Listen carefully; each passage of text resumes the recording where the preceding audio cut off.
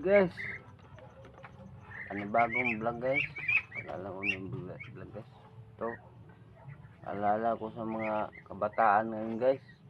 Kargado ngayon guys, mga dinggi, mga bata, lantan. Maraming gamot na hindi na kuan. Ito ang paraan guys para di sila makadinggi guys. Ito una, kumuha lang sila mga dahon ng mga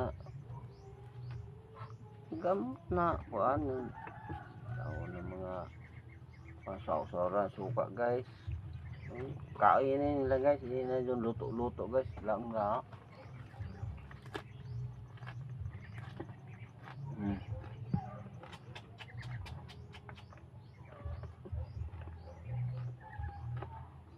Silang guys, yung mga sakit na mga dengue guys, wala ito guys. Pako guys, pako.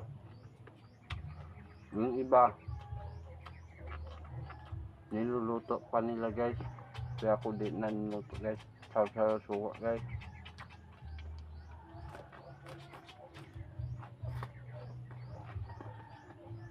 Kain guys, kain.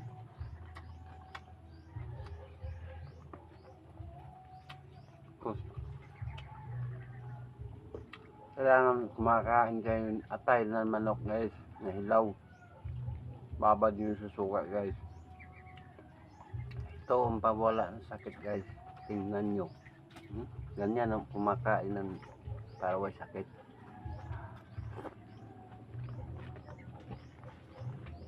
Tapos haluan ng mga gulay guys.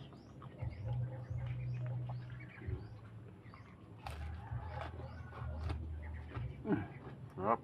Kanin konti. Konti ang kanin. Ang pako.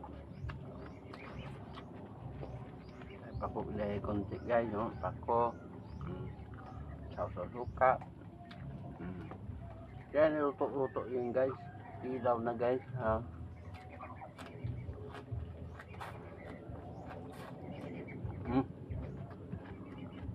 100% guys, walang sakit.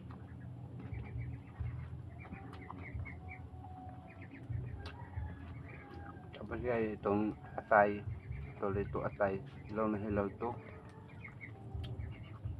Yung mga bata na guys na may dengue guys, yung mga bata pa na mga edad na mga 10, 15 na ilantan daw kay may